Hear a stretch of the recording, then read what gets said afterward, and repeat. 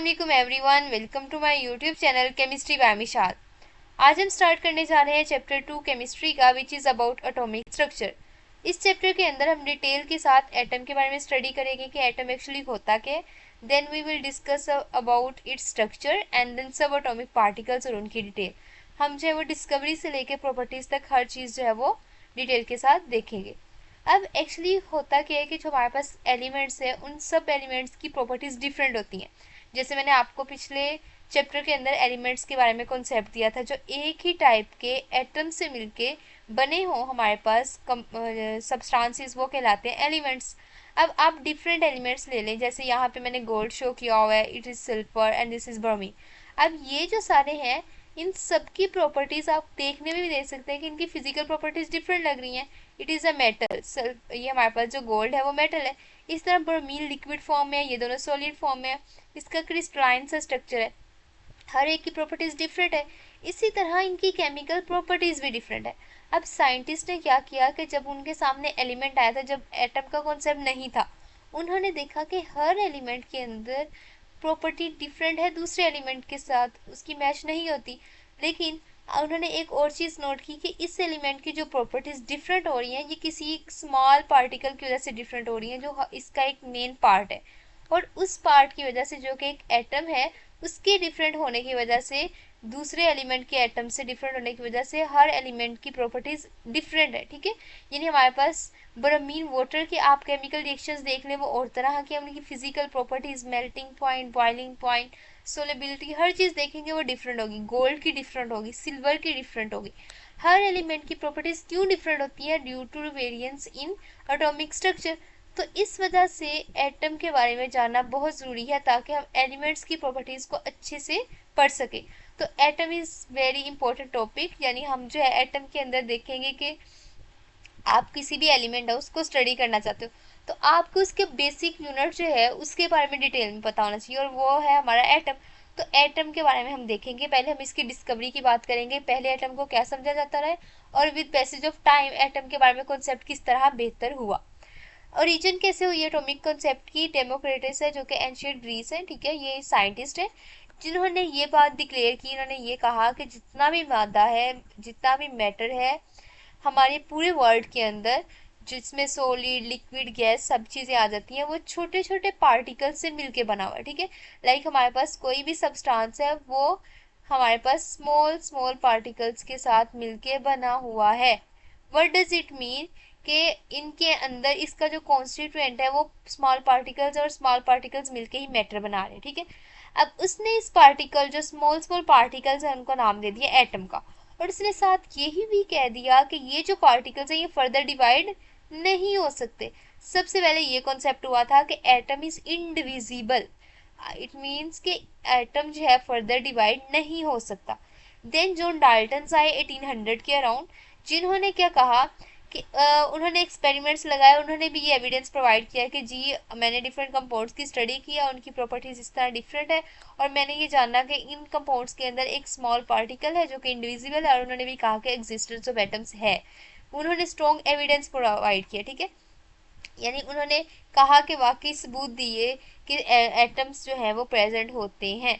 अब 19th century में twist आया कि उन्होंने कहा कि नहीं भाई, एटम इंडिविजिबल नहीं है। मतलब उन्होंने पहले कहा था एटम इंडिविजिबल है, लेकिन उन्होंने 19th सेंचुरी की डिस्कवरी से पता चला कि एटम जो है वो इंडिविजिबल नहीं है, बल्कि ये डिविजिबल है। इट मीन्स कि एटम फर्दर डिवाइड हो सकता है छोटे यूनिट्स में, यानी एटम से स्मॉलेस्ट पार्ट भी प्रेजेंट है, यानी एटम के अंदर कोई ना कोई पार्टिकल्स फर्दर भी मौजूद है जो उससे भी स्मॉल है। उन्होंने जो है वो उसके लिए डिस्चार्ज ट्यूब एक्सपेरिमेंट्स किए। डिस्चार्ज ट्यूब एक्सपेरिमेंट में क्या किया गया कि डिस्चार्ज ट्यूब ली गई, ठीक है, उसके अंदर उन्होंने इलेक्ट्रिसिटी पास करवाई डिफरेंट गैसेस में से। ठीक है, और वो जो प्रेशर था वो लो मेंटेन किया गया, यानी लो प्रेशर के अंदर गैसेस में से इलेक्ट्रिसिटी पास करवाई। एज ए रिजल्ट क्या हुआ कि डिफरेंट टाइप के पार्टिकल्स बने। और जब इन्होंने प्लेट्स लगाई तो पॉजिटिवली साइड जो प्लेट थी उसकी तरफ जो है वो क्या चला गए, इलेक्ट्रॉन्स चले गए जो कि नेगेटिवली चार्ज थे। ठीक है, और प्रोटॉन क्योंकि पॉजिटिवली चार्ज थे वो चले गए पॉजिटिव नेगेटिव प्लेट की तरफ। ये है डिस्चार्ज ट्यूब। अब जो पॉजिटिव प्लेट लगी हुई थी वहाँ उस तरफ जो है, लेट्स सपोज ये पॉजिटिव प्लेट लगी हुई है और यहाँ पे लगी हुई है नेगेटिव प्लेट। ठीक है, ये है पॉजिटिव प्लेट और ये है नेगेटिव प्लेट। हुआ कुछ यूं कि नेगेटिवली प्लेट की तरफ प्रोटॉन हो गए बैंड, दूसरी तरफ हमारे पास जो है वो इलेक्ट्रॉन्स हो गए, और जो सामने रहे वो उन पे कोई भी चार्ज नहीं था। तो 19th सेंचुरी के अंदर, जो कि 1800 की लास्ट दहाई थी, जिसमें 1890 से लेके 1900 का ड्यूरेशन आता है, ठीक है, इसके अंदर एक्चुअली डिस्कवर हुआ कि दो तरह के चार्ज पार्टिकल भी प्रेजेंट है, जिसके अंदर इलेक्ट्रॉन्स है एंड प्रोटॉन्स है, और प्रोटॉन का वजन 1836 टाइम हैवियर है इलेक्ट्रॉन से। अब इलेक्ट्रॉन्स के बारे में हम स्टडी करते हैं कि व्हाट आर इलेक्ट्रॉन्स, लेकिन उससे पहले मैं आपको एक रफली सा आइडिया दे देती हूँ कि पर एक्चुअली होता है कि एटम के अंदर, वैसे मैंने ये आपको पहले ही बताया था कि ये है आपका न्यूक्लियस, ठीक है। न्यूक्लियस के गिर्द जो है वो इलेक्ट्रॉन्स रिवॉल्व कर रहे होते हैं, जो कि नेगेटिवली चार्ज होते हैं, और ये आपका होता है न्यूक्लियस ऑफ एन एटम। अब इस न्यूक्लियस के अंदर दो चीजें होती हैं, एक होता है हमारे पास न्यूट्रॉन, जो कि बिल्कुल न्यूट्रल होता है, उस पर कोई भी चार्ज नहीं होता, और एक होता है प्रोटॉन, जिसके ऊपर पॉजिटिव चार्ज होता है। पहले हम जो है वो इलेक्ट्रॉन्स के बारे में स्टडी करेंगे कि इलेक्ट्रॉन्स का पता कैसे चला। इलेक्ट्रॉन्स की स्टडी के लिए, डिस्कवरी के लिए डिस्चार्ज ट्यूब ही यूज की गई। Discharge tube is actually a hard glass tube, यानी एक हार्ड ग्लास से बनी हुई ट्यूब है, जिसके अंदर दो मेटेलिक इलेक्ट्रॉन्स होते हैं, ठीक है, और एक इसके अंदर वैक्यूम पंप होता है। अब वैक्यूम पंप से क्या होता है कि गैस को इवैक्यूएट किया जाता है, प्रेशर लो कर दिया जाता है, और एयर जो है मेटेलिक इलेक्ट्रॉन्स जो है वो उसके अंदर होते हैं, और इलेक्ट्रोड्स के गिर्द जो है वो हाई वोल्टेज प्रोवाइड कर दिया जाता है, ठीक है। अब क्या हुआ कि जब वेरी हाई वोल्टेज प्रोवाइड किया गया गैस को बहुत ही लो प्रेशर के ऊपर, तो ग्लास ट्यूब के अंदर जो हमारे पास गैस थी उसका था प्रेशर लो और हाई वोल्टेज प्रोवाइड की। एज ए रिजल्ट क्या हुआ कि जो हमारे पास ग्लास की सरफेस है, जो कि बिहाइंड थी पॉजिटिव इलेक्ट्रोड, उसने ग्लो करना शुरू कर दिया, ठीक है। अब इसमें उन्हें पता चला कि जो एक्चुअली रेस प्रोड्यूस हो रही थी, वो प्रोड्यूस हो रही थी किससे, कैथोड से, ठीक है।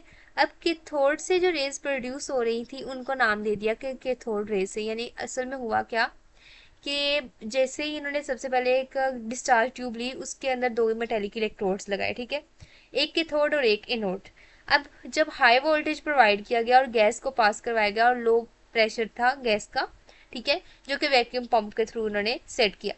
अब हुआ क्या कि जैसे उन्होंने गैस को पास करवाया और हाई वोल्टेज प्रोवाइड किया गया, तो एक ग्लो प्रोड्यूस हुआ, जो कि पॉजिटिव इलेक्ट्रोड वाली साइड की तरफ था, ठीक है। अब जैसे ही इन्होंने ग्लो देखा डिस्चार्ज ट्यूब के अंदर, जैसे आप यहाँ पे देख रहे हैं ग्लो है एक, ठीक है, इसी तरह जब सरफेस के साथ जो है वो कैथोड रेज टकराई, तो एक ग्लो प्रोड्यूस हुआ, तो उन्हें पता चला कि कोई ना कोई रेज जो है वो प्रोड्यूस हो रही है फ्रॉम कैथोड, और उन कैथोड को उन्होंने नाम दे दिया कैथोड रेज का। अब जे थॉमसन ने एक एक्सपेरिमेंट लगाया, उसने क्या किया कि ये जो कैथोड रेज पास बनी थी, जो कि कैथोड से प्रोड्यूस हुई थी, उनको क्या किया, ऑपोजिटली चार्ज इलेक्ट्रिक प्लेट्स के मिड में पास करवाया। जैसे ये अगर देखें तो ये पॉजिटिवली चार्ज प्लेट है और ये नेगेटिवली चार्ज प्लेट है, तो उसने ऐसे कैथोड रेज प्रोड्यूस करवाई, ठीक है, कैथोड से प्रोड्यूस हो रही है। एज रिजल्ट क्या हुआ कि उसने उसको मेटल प्लेट्स के मिड में से पास करवाया। उसने ये देखा कि ये जो रेस है ना, ये पॉजिटिव प्लेट की तरफ बेंड कर रही है, यानी ये है आपकी पॉजिटिव प्लेट और ये है आपकी नेगेटिव प्लेट। अब ये जो रेस है, वैसे इस तरह होना चाहिए था, अगर प्लेट्स ना होती तो ये सामने बस जाती और यहाँ एक ग्लो प्रोड्यूस कर देती, ठीक है, जो कि पहले एक्सपेरिमेंट लगाया जा चुका था। लेकिन जे थॉमसन ने क्या किया, जे थॉमसन ने क्योंकि प्लेट्स लगा दी, तो ये बेंट हो गई टुवर्ड्स पॉजिटिव प्लेट। तो इससे पता चला कि कैथोड रेज के ऊपर क्या चार्ज है, नेगेटिव, क्योंकि पॉजिटिव चार्ज और नेगेटिव चार्ज आपस में अट्रैक्ट होते हैं, ठीक है, ऑपोजिटली चार्ज जो है वो एक दूसरे को अट्रैक्ट करते हैं। इस वजह से जो रेज थी वो थोड़ी सी क्या होगी, बेंट होगी। उसके बाद उसने क्या किया कि डिस्चार्ज ट्यूब के पास जो है वो मैग्नेट भी जो है वो ऐड कर दिए। मैग्नेट ऐड करने से ये हुआ कि मैग्नेटिक फील्ड से भी रेज जो है वो बेंट हुई, जिससे पता चला कि इन रेज की जो नेचर है वो इलेक्ट्रोमैग्नेटिक इन नेचर है, ठीक है। इसके बाद उसने मैस टू चार्ज रेशियो जो है वो फाइंड आउट की, जिससे पता चला कि cathode rays are actually material particles, यानी हमारे पास ये मैस कंटेनिंग पार्टिकल्स है।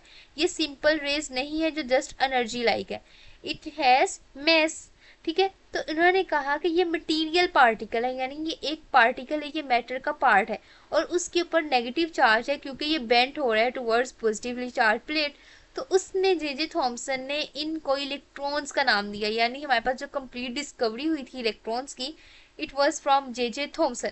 और जे थॉमसन ने जो है वो इनको मतलब इलेक्ट्रॉन्स का नाम जो दिया था वो जे थॉमसन ने दिया था, उसने ये चीज कंक्लूड की कि electrons are subatomic particles which are present in all elements, यानी हमारे पास कोई भी एलिमेंट है, कोई भी किसी भी किस्म का एलिमेंट है, उसके अंदर एटम तो होगा, और एटम जो चीज है उसके अंदर इलेक्ट्रॉन्स है। लेकिन अभी ये चीज कंफर्म नहीं हुई थी कि इलेक्ट्रॉन बाहर है या न्यूक्लियस के अंदर है, ये चीज जो है वो बाद में हुई। लेकिन इलेक्ट्रॉन्स की एग्जिस्टेंस होना कि इलेक्ट्रॉन वाकई एक सब एटॉमिक पार्टिकल्स है, it was given by J Thomson and other scientist in 19th century. ये था हमारा आज का lecture. Thanks for watching my video. अल्लाह हाफिज़।